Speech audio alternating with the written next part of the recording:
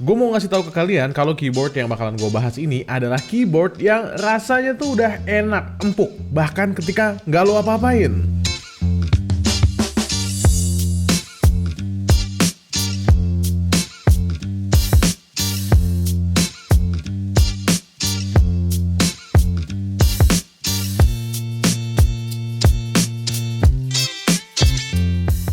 Pasar keyboard mechanical tuh belakangan emang lagi rame banget ya. Nggak cuma pasarnya, tapi juga brandnya. Kayaknya semua brand, baik lokal maupun internasional itu kayak harus punya keyboard mechanical buat dijual gitu.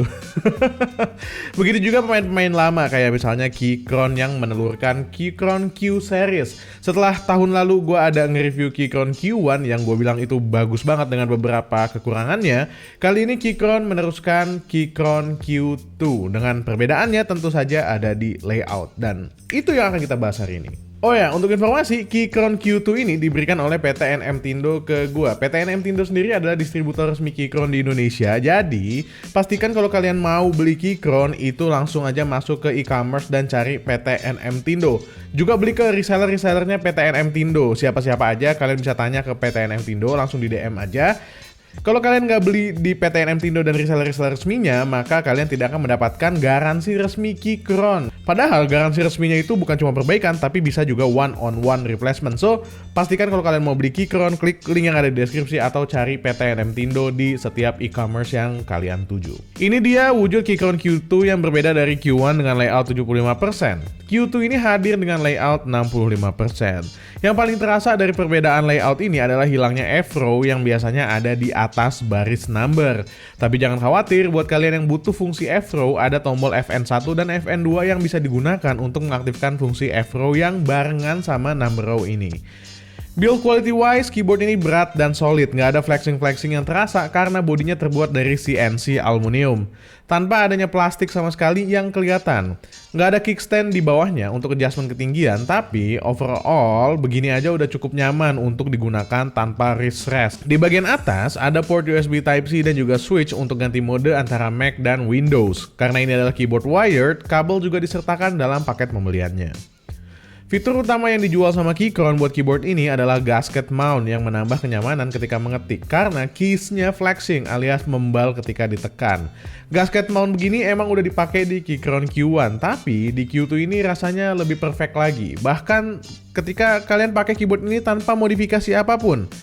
Mungkin karena desain double gasket yang kali ini dipakai juga ya. Material yang digunakan untuk gasket mountnya juga terbilang premium karena kali ini Keychron menggunakan Poron Foam.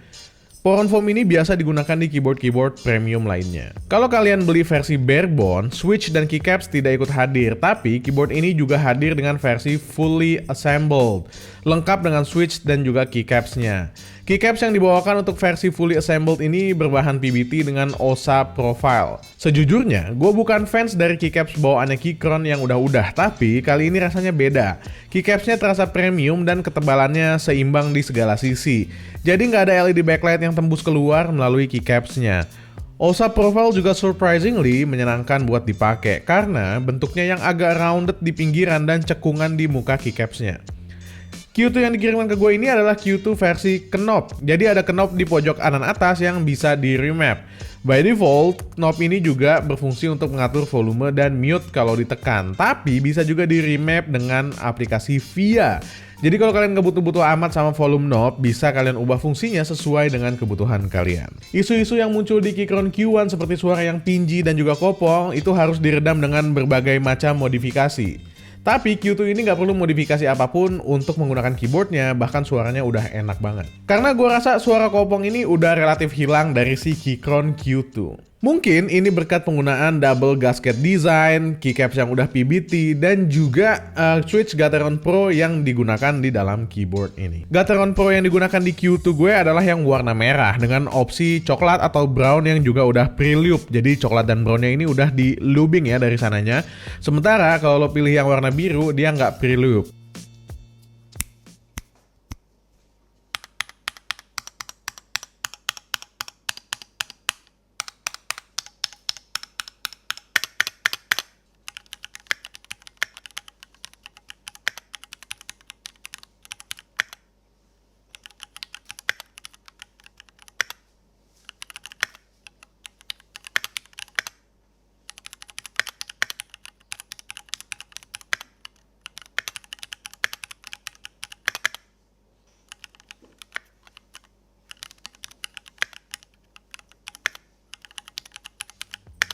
Terakhir, kayak yang udah kalian lihat tadi, keyboard ini punya south facing RGB meskipun hadir dengan keycaps yang sebenarnya nggak tembus LED.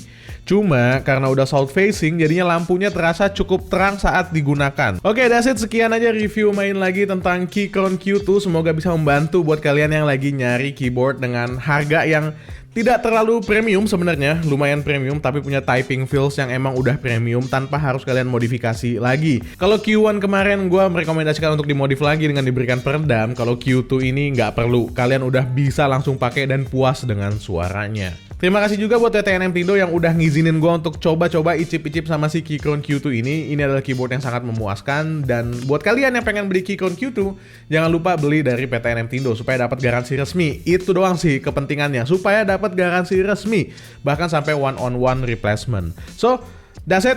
Gue Dian dari Main Lagi pamit. Subscribe buat yang belum subscribe. Assalamualaikum warahmatullahi wabarakatuh. Bye.